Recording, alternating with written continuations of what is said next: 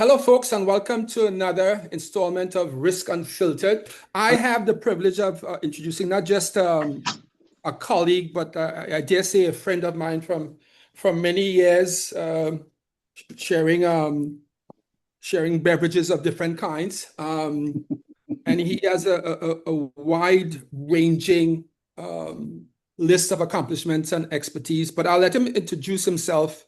We'll need to say, welcome to Risk Unfiltered, Mr. Anthony Subero. Thank you so much, my friend. Thank you. And Yeah. congratulations for the ranking. Yeah. Podcast. Thank you, man. Yeah.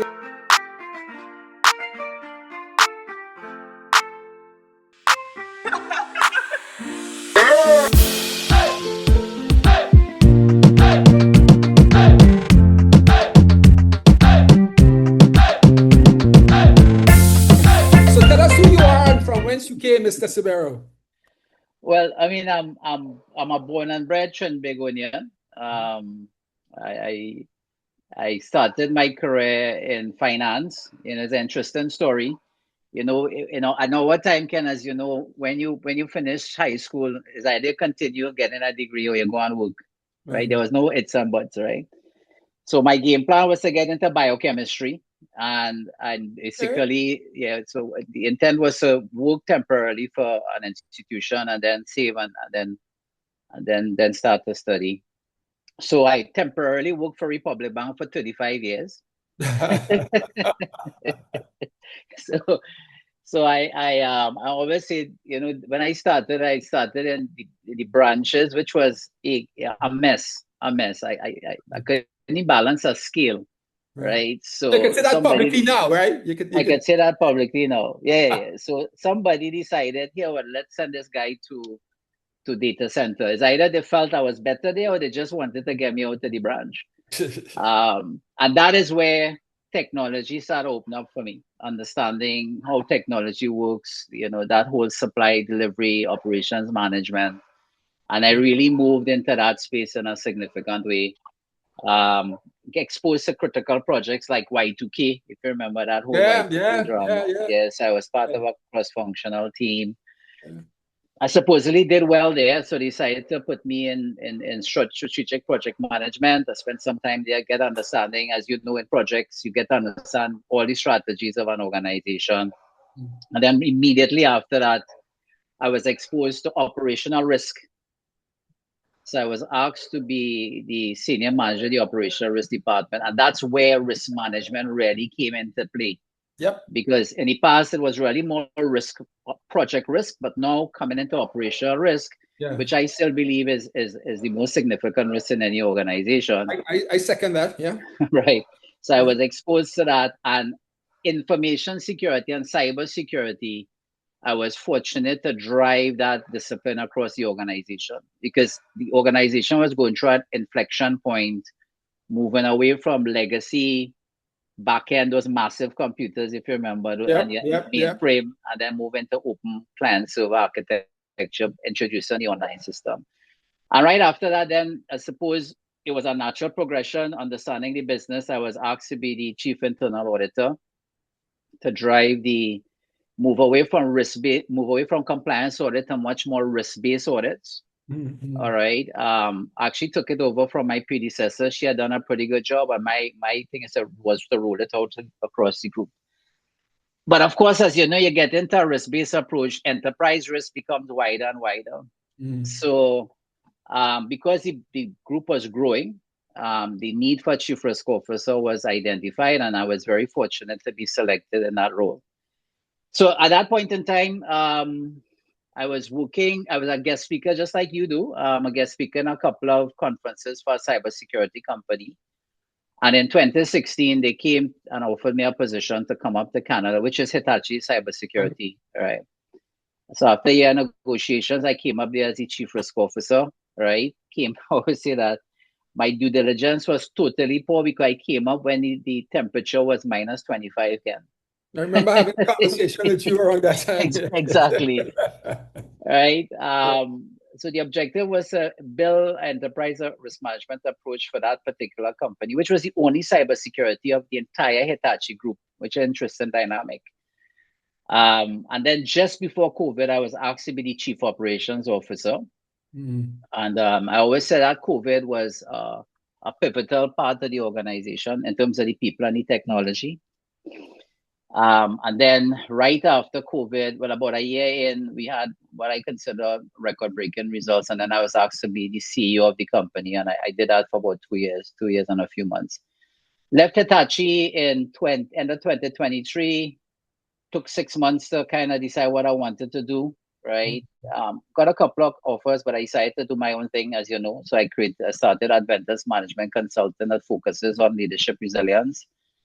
But as life may have it, my friend, a lot of the clients that I build relationships in the Caribbean with cybersecurity, they always came back and asked for advice, what to do, what in terms of cybersecurity.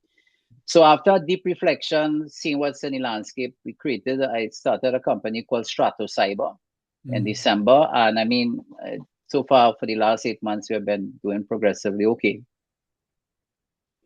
And here you are. And here I am. Brilliant. So let's jump in and we'll focus obviously on cybersecurity, but you can't talk about any type of risk without bringing some leadership or governance conversation around it. Yeah. So we'll marry the two as we spend the next half an hour or so together. So I'll mention a few words to you and then I'll ask a question. So intelligent threats, smarter solutions. And most of the questions will be from a Caribbean perspective, right? How would you rate Caribbean institutions, and you're not naming anyone, with respect to intelligence, threat, smarter solutions? Are they in the developing stages of deploying smarter solutions, or where are they as a collective? So that's a mixed bag. Yeah, it's a mixed bag. So if you were to say the private sector, okay, so break it out. Break it out. If I were to say, so let's talk about the private sector. I would say there's especially the enterprise type, those large organizations. Yeah. My interaction is they are much more advanced in terms of the other sectors or segments, and there's a given reason for that too. Because if you look at the type of high profile attacks you would have seen over the last couple of years, it's really the larger organizations that are not necessarily being attacked. Right. But they're the ones that basically generating that public interest because it's they have to report it. You have to report it, right? At the countrywide level and the public sector, I think we're way behind. This is not only from my experience, and it's interesting you asked that question.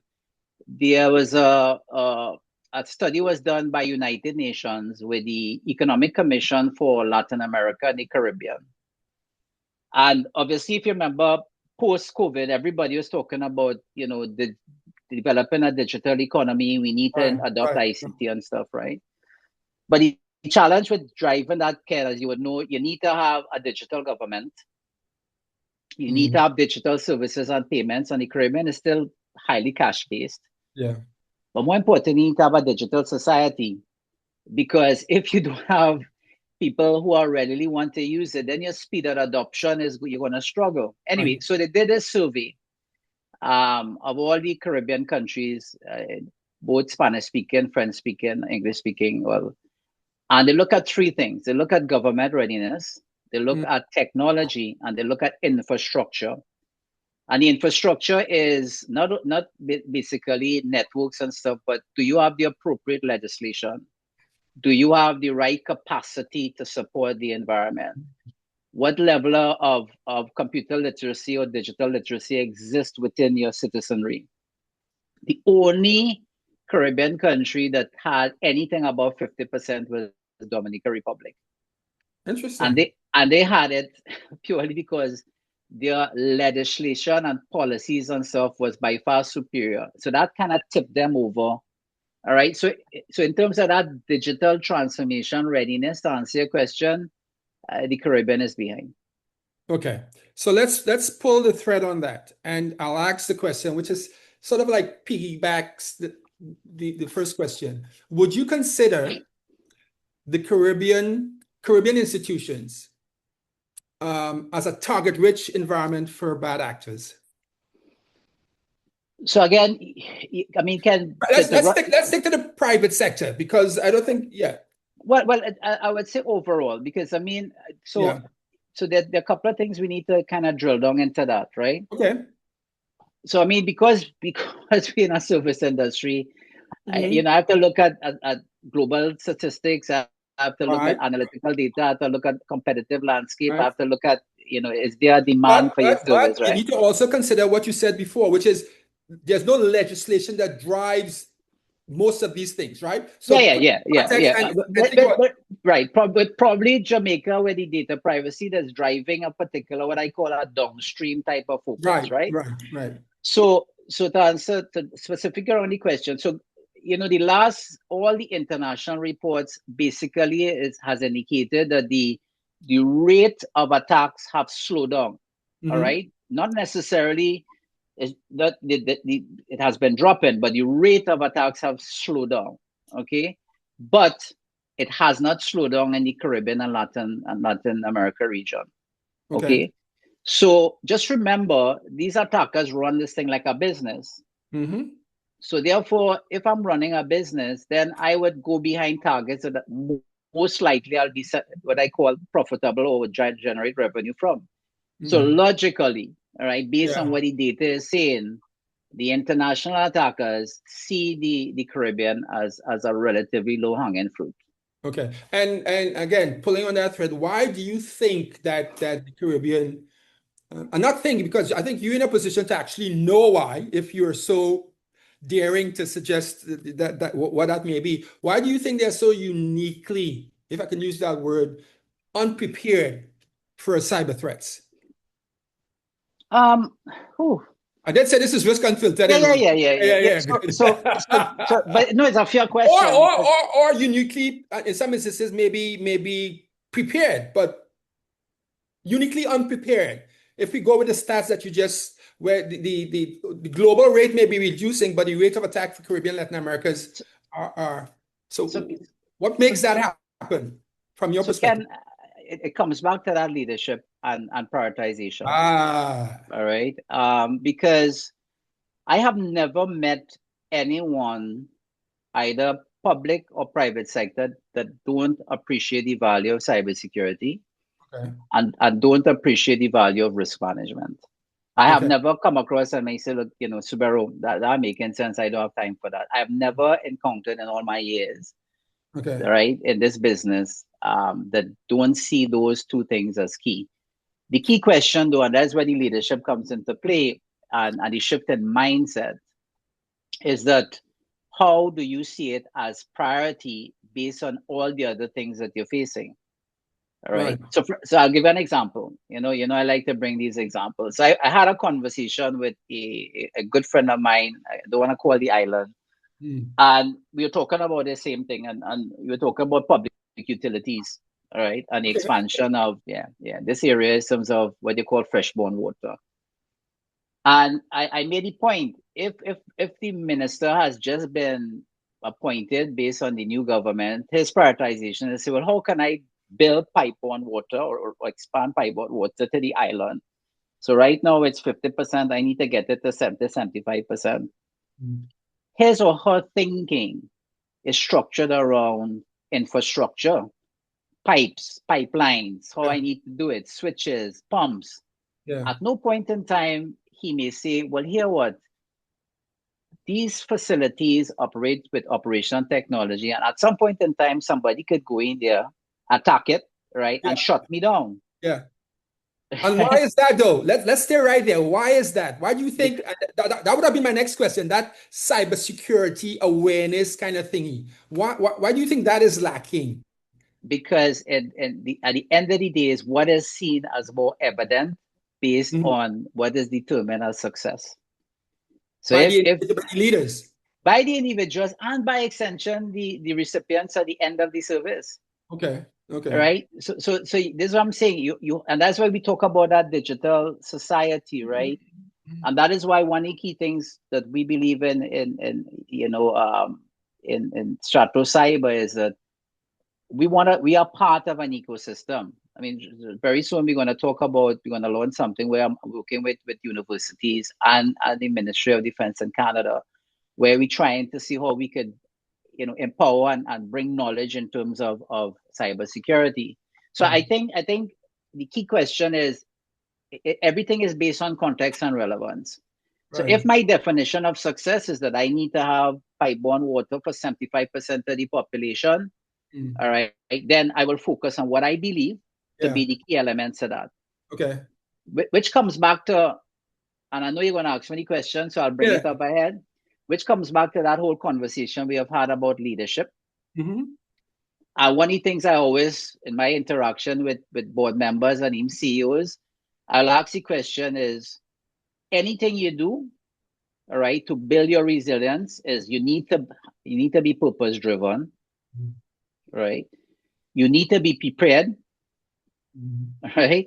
Which is your term about being anticipatory, and you have to be practical, right? So let's go back to that context you're asking. So if I want to make sure I have an uptime of water flow of 99%, then it's not a question about how much people get water, but I have to say, okay, what will disrupt get that water? Yeah. And if you think along those lines, then cybersecurity had to play a part. Okay, so we're gonna circle back here again, because as you well know, definition of risk through ISO is the effect of uncertainty on objective. If the objective of this person, hypothetical or otherwise, is 70% pipe-borne water to the public, if that person is not risk intelligent to ask himself or herself the question, what can prevent me from achieving that objective?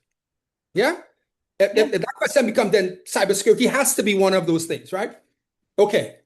And here is what I find fast, and it's happening now, and I will say in our home country of Trinidad and Tobago, where they have these lofty goals, and I have taken some of those objectives, Anthony Subero, and risk assess those things, right?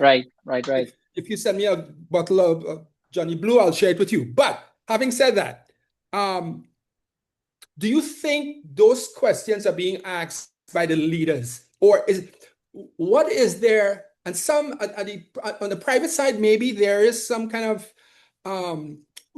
risk analysis that's being done against the achievement of the objectives. Right. But from an operational risk standpoint, and more so from a cybersecurity standpoint, do you think there's enough pushback or enough questions or education, going back to what you're going to start in doing there in Canada, which we are a huge proponent of through CRMA? Yeah. Why? I was about to ask the question why, but I know the answer to that, and I get all warm and fuzzy with some of these guys. I know, Ken. I don't want to use my second language, but I know. Out of respect for my daughter. So listen, what can be done from Stratos cyber perspective, and you as the leader, to ensure or to help ensure that the leadership of institutions or their directs become more cyber risk intelligent? So Ken, I think you know me long enough. I like. Yeah, I know, but the audience may not know. So I know, speaking to them. So if I were to ask you, what would be the inputs towards intelligence? What would you tell me? Good. I would say, given the environment, let me take off my glasses. Given the environment we are, mandatory training for all decision makers in risk that could impact the achievement of their objectives. So if it's cybersecurity, and it doesn't have to be a diploma in it, but some introduction of it, because I know for a fact many of these guys are running around. They would have heard about it, read about cybersecurity or risk culture, and to your point, they are so singularly focused on what their mandates are that that's all they're looking at, right? Right. So information and information training education is an input. Exactly, Ken, because for me, forget risk, just breaking down intelligence. So intelligence to me is structured around maybe 3 things, 4 things, right? The first one is your education and your background, Right. your experiences. Yes. All right. I believe there's a creative element of intelligence as well. And we could talk about that in this disruptive nature that we operate in, where past solutions may not be able to fix future And or Skippy. present. Yeah. Skippy. And to some extent, intuition. Right? Now, intuition and experience, it comes from events, right? Yeah. Either events that I've been part of, or events I've read about, or events. Right. So the problem that we have, which is a false sense of security, because of all the other competing demands, there's this feeling that I may not be attacked. Yeah. Right? Because I have not experienced it. Okay, so that is where that education comes into play, and that's where it comes back to the 3 P's I just told you. Yeah. Prepared, purpose, practicality. Yeah. And that is where we focus in. How do I help you? And that's the whole premise of Strato Cyber, is how do we empower our clients through our expertise and solution, so that you become much more knowledgeable in relation to the threat landscape that can impact your organization. Okay, so let's push that. So you have a client who has, well, it's a 2-part question, but the first part is they want to prevent any bad actors coming to their organization, so to bring you guys on board, right? Right. So it's Stratus, Mr. Subero, come put the give us the technical capabilities, right? The firewalls, the structural architecture that's required. Right. The cyber then, as part of that, and I know you, but the cyber as an entity, because you don't go in to all of these folks to do that yourself. Is there part of inculcating to these clients that, hey, this is what we're doing, this is why we're doing it, and this is what needs to continue from a leadership or management perspective? Or is it, I don't want to say, or is it just the architecture that you're putting in? No. And excellent question, because the first thing we ask when you come in is, what's your business strategy? We don't even get into, the first question has nothing to do with technology, unless of course you're under attack. Right. If you're was attacked, I imagine. We go in there, we quarantine it, then we understand where the vulnerability points are, and then we bring you back into service, right? But if you come in and say, look, I need for you to, exactly what you said, work in terms of improving our cybersecurity resilience. The first question we ask is, what is your business objective? What do you want to achieve? What's your short, medium, and long term?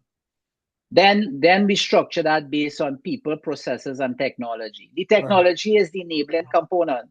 Yeah. Right. And I think that's where we bring maybe be a little different, because if you look at the leadership team, we are business focused as well. The technology comes after, way down. So what are your processes, right, to support what you're trying to do? How equipped is your people? Are roles and responsibilities clearly defined? You know the process and risk management, right? Yeah. Okay, and then we try to understand your technology, all right, in terms of what we call an offensive and a defensive approach. Right. Then we do that gap assessment, and then we come up with a plan. Right. All right, and I just want to put this caveat very clearly. When we finish the plan and we agree on it, and we understand that you need to get board support, you need to get leadership support, all right? Because this is a continuum, right? Yeah. Which is why I come back to the conversation about purpose, because it's not a one and done. Just like risk management, you coming in and training them about risk management, and they come up with a risk assessment profile, and they stop and that's there. it. Yeah.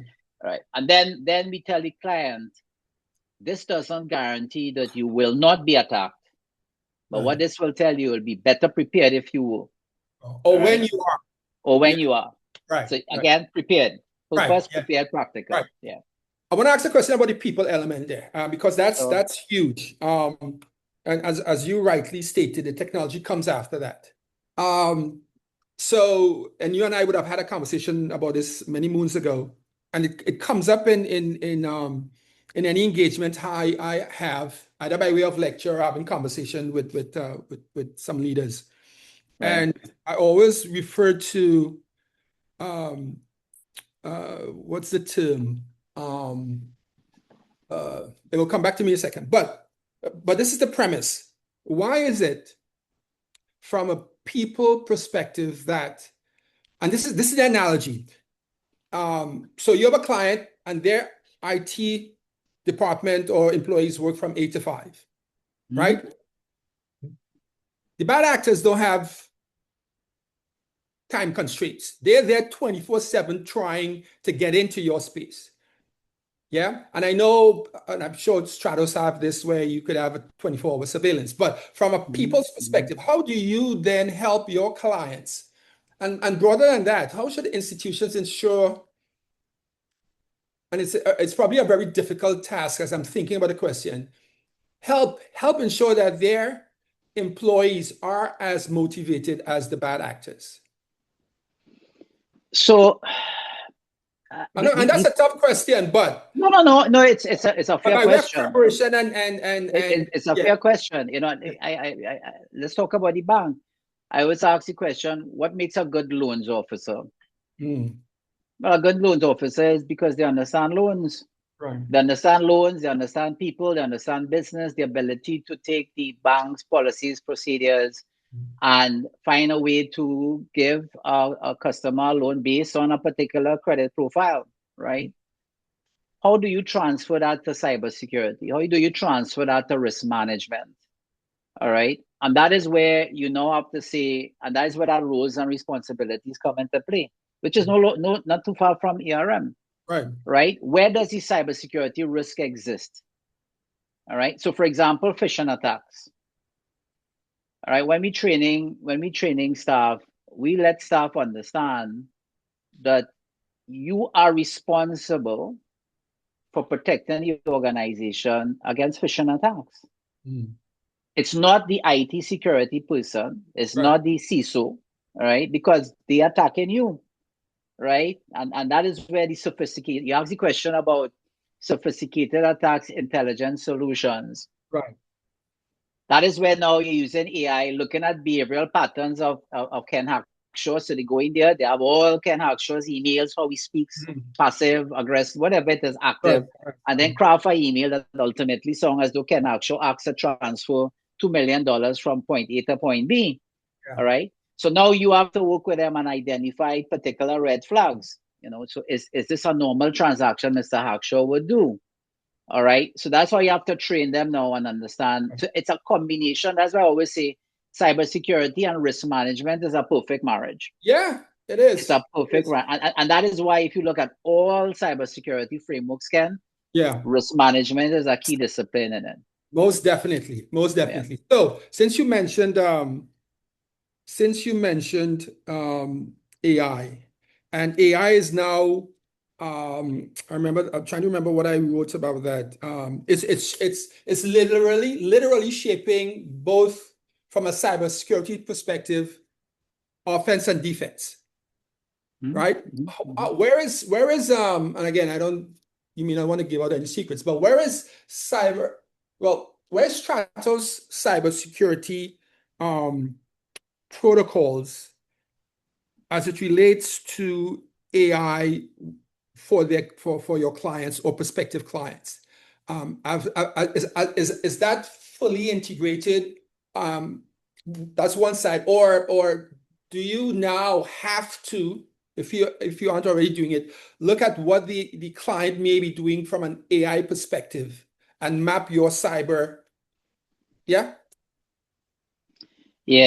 So, and that's one of the, I would say, differentiator we bring to the small medium market. All right. Okay. And that was, so remember I told you I looked at the Caribbean and see where everything was going, you know. So I always tell people, especially when I'm interacting with influencers, AI is nothing related to big or small companies. Right. AI is basically fast and slow in terms of adoption, because AI is here already. Oh, yeah. Right? All right. And as you know, there's a term called shadow AI, where as I told one particular CEO, I'm 100% sure that his staff using ChatGPT to do reports. Yeah. All right. So it's there. So that is why when we created Strato Cyber, we have a data scientist, right? So this data scientist is not only helping us build AI powered solution, but he understands the dynamic of AI. Because let me talk about, you talk about threats, right? AI brings a different threat landscape. So other than the behavioral patterns and phishing to get ransomware and stuff like that, or deepfake, as you know, you saw that going along, right?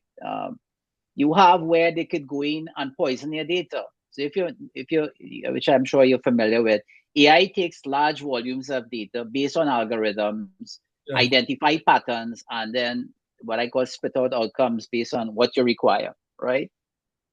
So they could go in there and disrupt your whole system by poisoning that data set. So that's one attack that they can do. The other attack is they could go in your code, what you call poison your code for the algorithm. And the third attack that they could put in is what they call output attacks, where they actually take the information output of the system and utilize that data to determine what they can do to create ransoms in terms of the environment. There's a latest thing coming out now, Ken, there's something called, as you know, quantum computing or quantum processing, right? The major, what I call threat actor providers, they're creating something called infrastructure as a service on the dark web. So what they're doing now is basically giving an attacker who would have collected a large volume of data the infrastructure to dump that data, use AI and quantum processing to quickly go through that data and then determine use harvest and the encryption. So even if your data encrypted, all right, these technical tools utilizing AI, spitting it out faster than even your own people could do it, your internal people, right? So they quickly could ascertain the quality of the data, what I can use to go back and issue ransom to the clients. So the attack surface is rapidly increasing. So to come back to your point, what we do, and other companies doing it too, is how do I build AI into the solutions towards to combat these sophisticated attacks? And that's what we bring to the table. So one, we understand AI from a business context, right? So we can help the client to put in controls. All right. And we have what we call a 5-step process. And then, of course, how do we offer AI in our solutions? And you know what's, as you're speaking there, and it's going to get more complex with each passing month or year as it relates to AI. It's evolutionary. Yeah. So having said that, and I started doing this, but I'm no expert in that space when it comes to cybersecurity. So we CRMA has what we call, and other institutions, other entities also have it, not as good as ours, but a risk maturity model that says this is we identify where you are today, right? And we have I think 7 milestones that you ought to achieve when you are as close as nirvana as possible, right? Right. And and that is obviously we are repositioning some of those milestones only because of the complexity and the velocity of risks. So if we said it will take you 6 months to move from point A to point B, now you may not have 6 months because of AI. So the question to you is this, and if not, then you write it down and then you could send me a check later. Where is that cybersecurity maturity model? So you go into a business and you said, and we talked about this earlier, it's an ongoing process. It has to be evolutionary to meet with the AI threats. Yeah. So does Stratos or can Stratos, and I know you can, knowing you, say, okay, this is where you are today, August 13th. Yeah.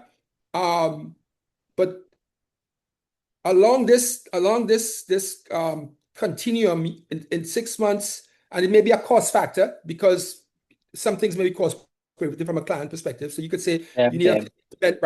But is there something, not just through Stratos, I have not seen anything that says you're modeling cybersecurity to ensure that your client stays on point and moves along a certain continuum. Are you following the question? Yeah? Yeah. So Brilliant. there are two elements to that.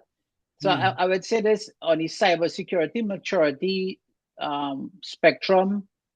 There are models that link to that. So you have the ISO 3000, you have NIST, right? And interesting enough, both of them just recently came out with their guidelines and framework around AI. So NIST have the AI Yeah, I was framework, reading that yesterday. right? Yeah. And ISO came out with a 4200, right, linked to that, right? Yeah.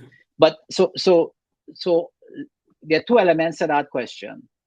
And that's why it's important. You need to work with someone that understands AI. So we go through two processes. So you agreed as a company that you're going to be investing into AI, all right? And then at the same time, we want to understand your cybersecurity posture readiness. So the first thing we do is what we call a AI readiness assessment, right? So okay. So what is your strategic alignment for AI? Okay, how are you going to operationalize and support AI, which is the second one, right? The third one is what is the level of infrastructure and controls that you have, all right? And it's not sequential because as you go along, you'll come back to it.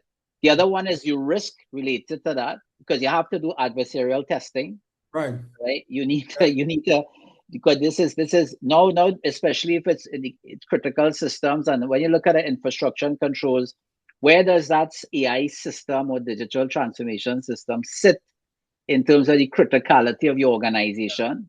Yeah. Right. Yeah. So logic will Where dictate. it says where the criticality sits, what's the level of importance or investment? What's the value proposition? How much you're willing to spend comes into that Right, equation, but right? but the direct correlation to that is what's the business impact if you were to go down, Right. Yeah. right? I mean, And I would imagine Anthony, most don't think of, because it goes back to your point. well, Some right. feel that it didn't happen to me, so right. So how do you then marry the two, especially from a thinking perspective? These guys So think that, yeah. but they have to drive the conversation, and because they operate within a context that could be relatively new to them, and this has nothing to do, I think, in terms of. So, for Yeah. example, if I'm in a board meeting, I would ask two basic questions, possibly three. The first question, after I introduce myself, I would say, if you were under attack now, would you pay the ransom? And invariably, the answer is what? Invariably. Some say no, some say we didn't think about it, we'll have to think about it, right? Okay, now all that is contextual, because if you, right, which comes back to the second question.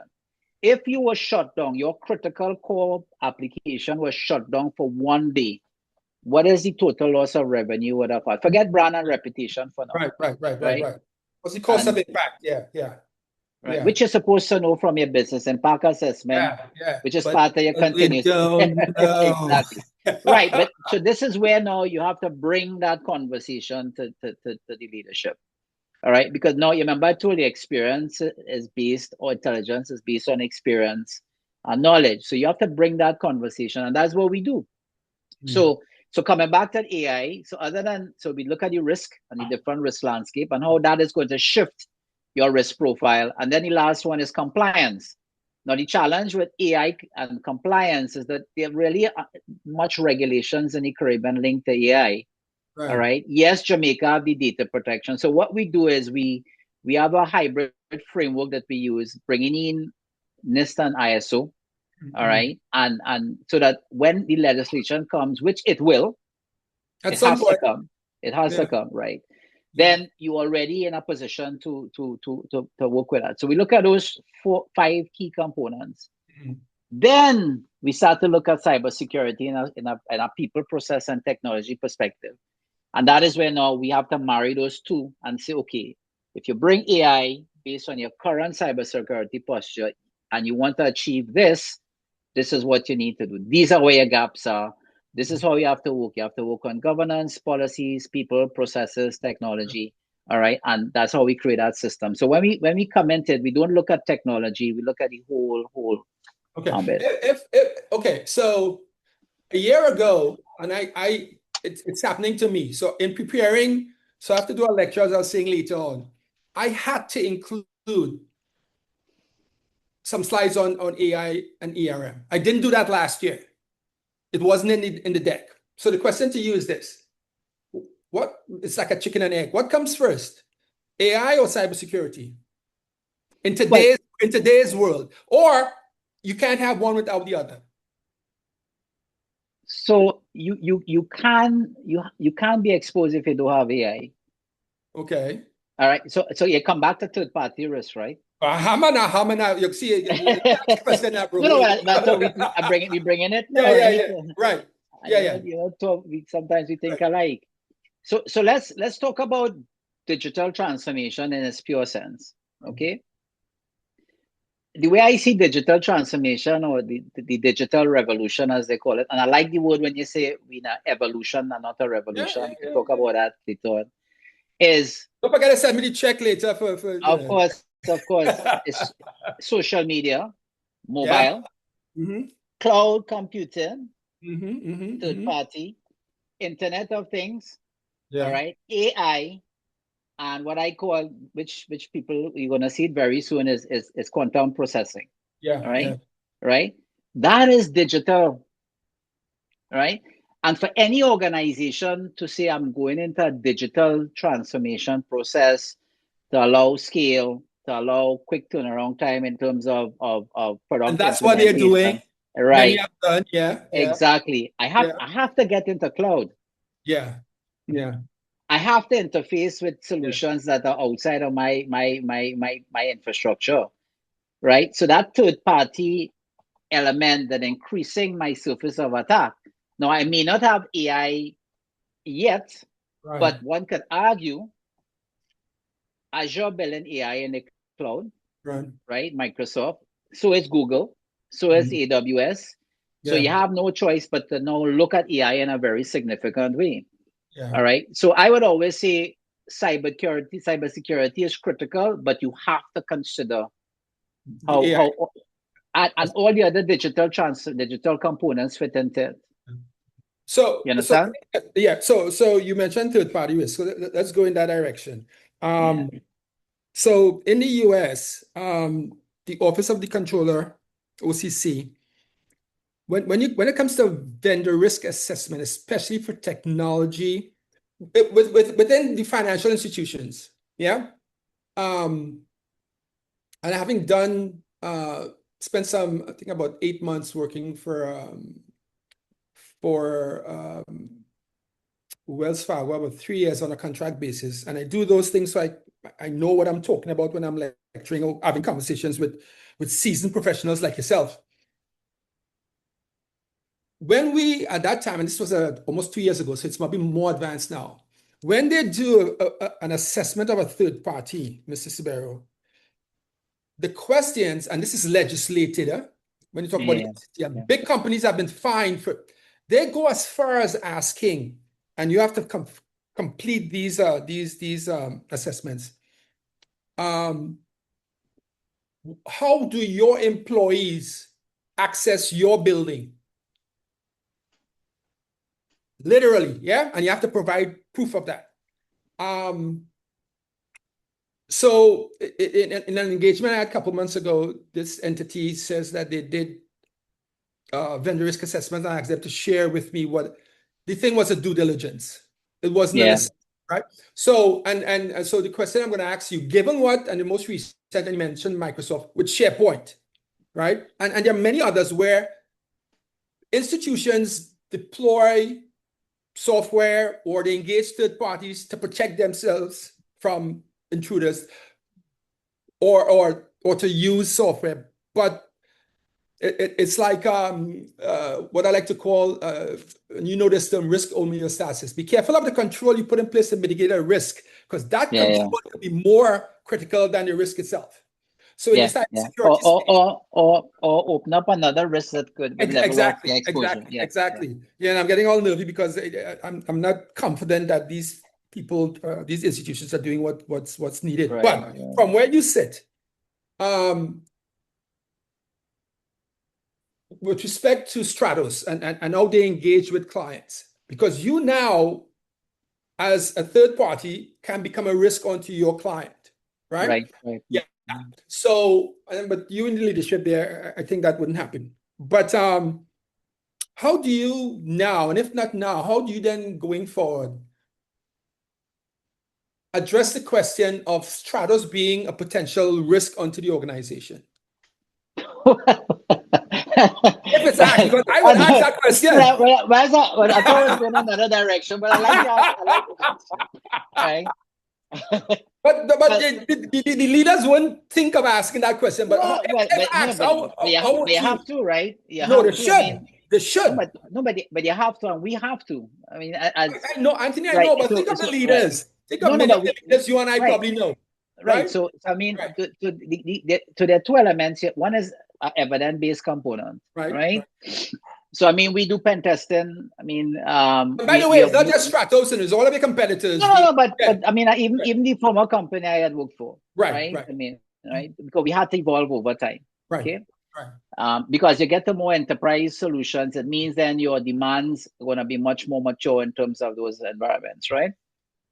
So there are a couple of things that we look at. So the first one is the quality of the people, all right, that we have inside the organization. You know, I always tell people, not because you're working at a cybersecurity company, it means that you're cyber intel. I always tell people that you could be technically sound, but you're understanding of but to that cyber point, risk. Anthony, let me just interject with this. So I have said to an IT, doing an assessment of the IT department, not because you've been working in an IT department for 15 years means that you are a cyber expert. Well, definitely. Okay. Right. Okay. I'm glad you agree on that. But I add another thing is you have people that could come into a cybersecurity company. They understand the components and discipline of cybersecurity, but may not practice cybersecurity behavior. Right. So and you have to put you got to put your policies and procedures. Then of course you have what is called independent accreditation. So right now we are advancing what we call our SOC 2 Type 2. All right, go. We have a security operations center and our ISO 3001 in terms of standard and controls. Okay, and then the third one is, as you know, which is more what I call reactive component, which is you need to have cyber insurance coverage, right? And I can tell you when you're applying for that, the only thing they don't ask is your blood type and what's the name of your dog. So which is good, right? Which is good, right? So that is how you have to look at it. But even beyond that, one of the things that we encourage, and we have it in our template as well, our contract template, is we give you the right to ask for specific things. Can I get a copy of your last business continuity plan? All right. The fact that if there in fact there's any attack in your organization, I need to notify within 24 hours. In fact, any Canadian-based company, you have to do that anyhow, right? It's a regulatory requirement so that you notify your clients, right? So those are things that you have to build in terms of that third-party risk. Now, I can tell you, if I'm a cybersecurity company, Ken, and I get hit, right? Or I might as well shut down.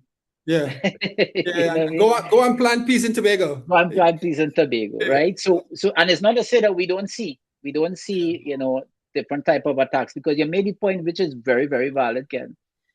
Attackers, by way of tools and techniques that are AI powered, they just have scripts running. They just run scripts 24/7, right? So that's how, and that's what I tell clients as well. You know, if this person is critical to your service delivery or supply chain, you need to understand, you have to basically protect that particular supplier as though it's yours. Right? What level of controls do they have? What standards did they what the last audit, what was the finding of those audits? All right.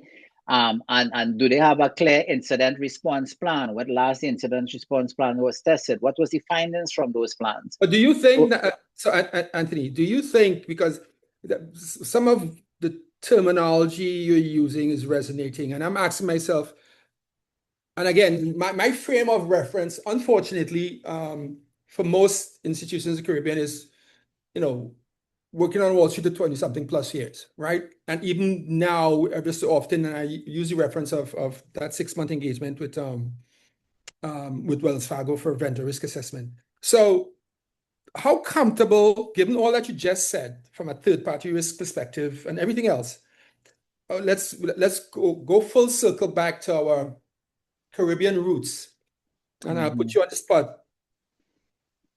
Are they there yet? No, Ken. Hamana. No, but I want to I put the know, but caveat. As I said, the private sector, I think, they are leading those organizations. The bigger ones, I think they are leading yeah. in terms of the maturity because of the implications to I them. risk, I reward. Right? They have the most probably to lose in case Exactly. Another when a and lot if of those them things. trade, Yeah. a lot of them trading stock exchange. But even the conversation about framing the required controls around third party. So like one of the things we always tell our clients is the condition to do business with me from a cybersecurity perspective has to be very well defined. So for me, that's a prerequisite even before we start to finalize the contract. Okay, right? define for me in that context. What is your current level of maturity around Okay. cybersecurity? Do you have an effective independent auditing or monitoring environment? All right. Who are the other parties that are linked to your network? I must have the right to audit. Okay. So, and in fact, what I would even suggest to people is, can I see a copy of your last incident response plan, and can I see the last copy of your business continuity plan? Yeah. All right. So those are conditions even before the contract is signed. Right. All right. Conditions precedent. Yes. Yeah. All right. So it should be more a prerequisite than an afterthought. Okay. You yeah. So does your scope of engagement is determined by their what's the word? What currently exists versus what ought to exist? Because obviously, if you have more, it's priced differently and all that good stuff.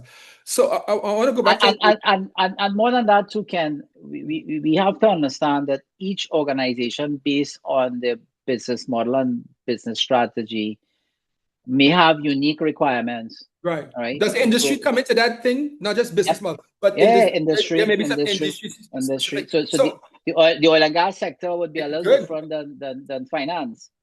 Right. Because they heavily based on what they call operational technology that link to what they call industry control standards. Right. And is Stratos equally as capabilities to treat with any industry with respect to cybersecurity? But Ken, I have a group of people, Ken. I mean, every time I meet with them, I feel I need the dunce cap to go in the corner. Right? Yeah. I like that's the kind of people you like, you want around you. So so the guy who's our CTO, he just finished, well, he's going to defend his PhD on industrial control security, right? So we have people that focus on that. Yeah. You know what's interesting, Anthony, and we'll wrap up in a few minutes. This is one of the longer podcasts, but rightly so. Why it is I could state sometimes without fear of contradiction the fact that many of the institutions, and though some of them are getting there, why many of the institutions in the Caribbean aren't ready from both the risk management and cybersecurity, and there are exceptions, of course, right? This is what invariably happens. Some of the folks who work in these institutions will come to our program, or they will send me sidebar emails, or when we're doing class discussions, and it would have happened, I'm sure, at times with you when you're lecturing as well, based on the questions being asked. And if you push back, and I have some who have said to me, these things literally don't exist in our organization. Yet the organization would proclaim that they have these things. So that aside, and it goes back to that people risk, and it worries me or concerns me that and leadership and I like to use your words when you marry resilient with leadership and resilient leadership. I think that's critical. And as we both know, risk is not static. And we talked about the evolution of cybersecurity. I'm amazed, Anthony Subero, about with the speed with which I tend to use Copilot a lot, right? Microsoft Copilot. And I was reading an article this morning that says but these LLMs only have so much information, and they cannot operate without currently without some human input and guidance, right? So, but that's a story for. Well, actually, that's one of the controls as well, right? The human in the loop. Yeah. So I know, and I'm nowhere near you with respect to the intellect for around cybersecurity, but I have to learn. I have to become aware so that I could better serve my company and potential clients, right? Correct. So that's that whole humility thing about learning. And I don't know that exists. Well, I know for a fact it doesn't exist with many of the leaders that are currently engaged in some of the institutions in the Caribbean. So with that, for context, that's my personal viewpoint and experience. I want to ask you this follow. Maybe would be our last question.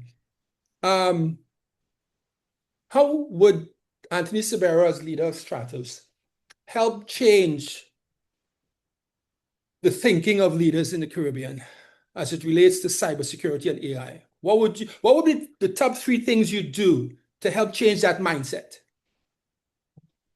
So, I mean, I don't want to sound like a road march, but again, it comes back to that purpose, prepare, and being practical, right? Okay. I am, me, I'm a total optimist, right? So I really believe, I don't think somebody sits down and say, look, I really don't care about cybersecurity. I really don't care about risk management. Forget that, I'm moving on. I think people are focused on what they think their objectives are and how they effectively measured. Now you may argue and say, well, yeah, but Tony, what's going on? This thing could impact their ability because of a cyber attack, but they haven't experienced that, right? So our approach in Stratos is to bring that value to them, to bring that global experience, but break it down into that purpose, prepared, and practical conversation. All right. So for example, when we talk about purpose, when we ask what you're trying to achieve here, what's your objective? Okay. And then the key question is, well, what would stop you from achieving that objective from a business context? And then we say, okay, well, if you want to deal with that, then you need to be prepared. So what are the resources you have? So you look at the practical side. All right. So do you have those resources? Well, if I don't, then I need to augment those resources. So I have to. So we go through a process with them where we want, at the end of the day, Ken, our philosophy is how do we empower the client? And the last thing I'd add to that is we try not to appear as though we're trying to sell something down your throat. Right. All right. So we basically try to show you where what you're doing is going to have an effective return on security investment. We also identify what is the best solution for you. All right. So we bring customized solutions. But the last one that we're really proud about is every mandate that we start with, Ken, we always ask them to assign a person to be on that mandate. So the knowledge transfer could be transferred to that individual. All right. And then, of course, I also have an engagement that I work with the C-level so they understand clearly what's happening in every step. So you're driving that empowerment conversation at this leadership level. Hopefully, what I'm sharing makes sense to them. All right. In terms of business context, and then at the technical level, the technical team working with the technical people in the organization. So that's where that empowerment comes into play, and that's how we approach it. Well, and yeah, I'm an optimist, but not when it comes to unfortunately, when it comes to risk management. I'm an optimist as it relates to and cybersecurity because it is one of the risks that are on the forefront of most institutions and most leaders' mind. And then I'll put AI right behind that. But Ken, I want to throw something quickly, right? When we talk about leadership, and then I think I share this with you. A key element of leaders, resilient leaders, has what I call emotional adaptability. And let me expand that very quickly. So emotional adaptability is based on a situation. You have to understand a couple of things. There's a self-awareness component. You as a leader, how are you handling that situation? All right. And then there's what you call the stakeholder awareness. How are the other stakeholders dealing with it? So when I go into, or we go in to meet with a client, that's why we start always with the business, because that is how they're being measured. So we're going to have now to say, okay, based on our understanding, based on your expectations, then how do I communicate with you? Do I do it through impactful training? Do I do it through whatever it is? And that's where that stakeholder management come into play. So that's why when we talk about leadership resilience, right? It's a number of things. It's critical thinking, it's emotional adaptability, it's change consciousness, a little risk management. humility. Well, yes, right. yes, Intellectual humility, yes, right? Yes, yes. And that's what I'm telling you. What is what I'm sharing with you, Ken. I have never come across a leader, a board member that basically say risk management and cybersecurity is not important. It's just how important it is to them. Right. No, have I, but I have run into many and still running into many who know very little. They have not engaged in it, or they have not educated themselves into these things that could impact the organization, where they may be a board member or a senior exec that tells themselves, I'm finance led technology, the CTO and the CISO run that stuff. There's so much we can talk about, Mr. Subero, so we'll definitely have to do a part 2. But I will give you the opportunity to share with our listening audience. It's not just Caribbean. We have a bunch of folks now who are following us from the African continent. Excellent. Yeah. So, and that I definitely got to bring you back, because you also run a management company. And Adventus. I want to have a conversation around, because all we're talking about with risk and cybersecurity, that's very operational, right? It's hands-on, it's tangible. Next time we meet, God willing, I want to talk about decision making. Yeah, and that whole leadership and governance thing. So I give you your last word, my friend. You have the toast. You have your glass up. What would you say to our listening public and private folks around being prepared as it relates to cybersecurity? So if I can, Ken, I want to talk a little wider than cybersecurity, if I could, brilliant. right? So you have the glass. So the first thing I always, as you know, resilience is not business continuity, right? When people keep talking about business resilience, resilience is the ability to understand that disruption is part and parcel of our operations right now, right?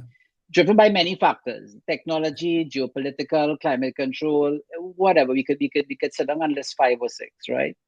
So our ability to not only respond, but also to optimize, to thrive in this level of disruption is dependent, again, coming back to purpose, prepare, and practical. All right. And if you want to build cybersecurity, and I always say, you mentioned operational, but cybersecurity has a governance conversation as well, which you can get into, right? Yes. Right. You have to ask yourself, what do I need to do based on those 3 characteristics around resilience? And once you establish that, and which is what we help clients do, right? Again, we don't start with just the cybersecurity, we start with the business conversation. All right. And to me, once you drive that, in particular purpose, practicality, and being prepared, and you drive all your strategic and operational components to that with checks and balances, but also understand that failure is part of growth. All right. And as you know, in risk management, how do you take that learning as part of your continuous improvement? And you continue that cycle? Well, Mr. Subero, I want to thank you for taking the time from your busy schedule and the 10 dogs that you have on your plantation there in Canada. Okay, all right. Yeah. Don't worry, we can edit that part out. But no, that's all right. Thank you for the time, for the sharing of your lived experience and your knowledge, and hopefully this and I use the word hopefully in caps. This resonates with the decision makers for the most part, and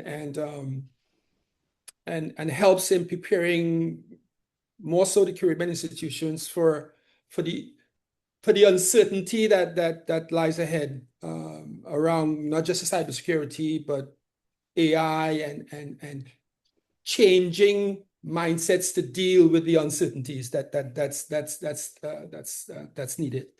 So I thank you, my dear friend, and as I say to all folks, go forth and multiply the information and the knowledge. So Ken, just quickly, so thank you for the opportunity, and Yes. I know we've been trying to schedule this for the longest while, but I want to acknowledge you too. All right, I mean, at the end of the day, I remember the early stages when you started. The vision that you've established, in spite of the challenges, you persevered. All right. And at the end of the day, I have no doubt, I've always told you that the efforts that you put in, I know it's a business, you're not running a Red Cross agency, right?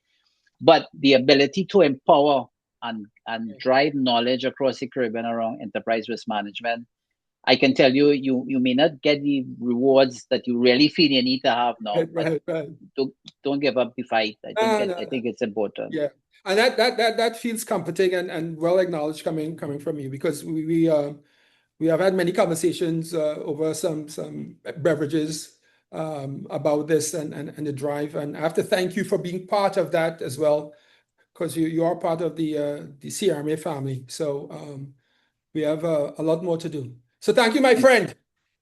Thank you so much.